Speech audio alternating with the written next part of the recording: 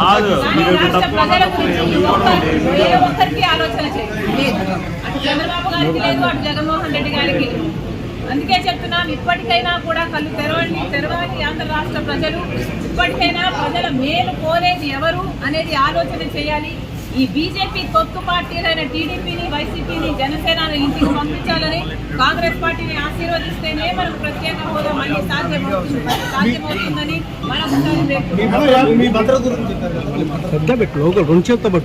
నేను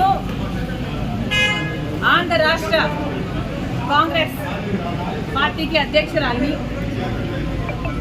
ఈ రాష్ట్రంలో నాకు తిరగాల్సిన అవసరం ఉంటుంది. ఈ రాష్ట్రంలో తిరిగినప్పుడు నాకు భద్రత కల్పించాల్సిన అవసరము ప్రభుత్వానికి ఎంతైనా ఉంది.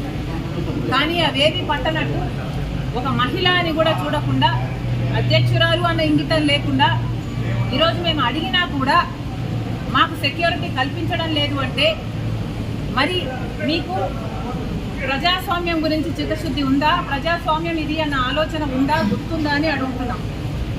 మీకు సెక్యూరిటీ ఉంటే సరిపోతుందా? మీరు పెద్ద పెద్ద కోటలు, పెద్ద పెద్ద గడిలలో కట్టుకొని మీరు బతికితే సరిపోతుందా? మిగతా వాళ్ళకు, ప్రజలకు భరోసా ఇవ్వాల్సిన అవసరం లేదా? ప్రతిపక్షాలకు రక్షణ కల్పించాల్సిన అవసరం లేదా? అంటే మా చెడు కోరుకుంటున్నారనే కదా దాని అర్థం. మాకేదైనా ప్రమాదం సంభవించాలని మీరు అనుకుంటున్నారనే కదా అర్థం. ప్రమాదాలు సంభవించడమే కాకుండా ప్రమాదాలు కల్పించే వాళ్ళలో కూడా మీ వాళ్ళు ఉంటారనే కదా మీరు చెప్పదలుచుకున్నది. ఎక్కడ ప్రజాస్వామ్యం? రాష్ట్ర ప్రజల గురించి ఏ ఒక్కరికి ఆలోచన చేయలేదు. అటు చంద్రబాబు గారికి లేదు, అటు జగన్మోహన్ రెడ్డి గారికి లేదు. అందుకే చెప్తున్నాం, ఇప్పటికైనా కూడా కళ్ళు తెరవాలి ఆంధ్ర రాష్ట్ర ప్రజలు. ఇప్పటికైనా ప్రజల మేలు కోరేది ఎవరు అనేది ఆలోచన చేయాలి.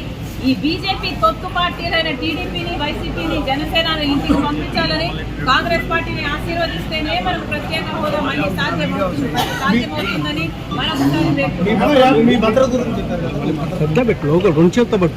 నేను ఆంధ్ర రాష్ట్ర కాంగ్రెస్ పార్టీకి అధ్యక్షురాలిని.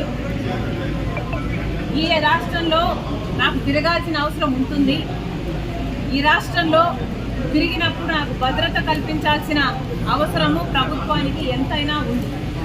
కానీ అవేవి పట్టనట్టు ఒక మహిళ అని కూడా చూడకుండా, అధ్యక్షురాలు అన్న ఇంగితం లేకుండా ఈరోజు మేము అడిగినా కూడా మాకు సెక్యూరిటీ కల్పించడం లేదు అంటే మరి మీకు ప్రజాస్వామ్యం గురించి చిత్తశుద్ధి ఉందా? ప్రజాస్వామ్యం ఇది అన్న ఆలోచన ఉందా, గుర్తుందా అని అడుగుతున్నాం.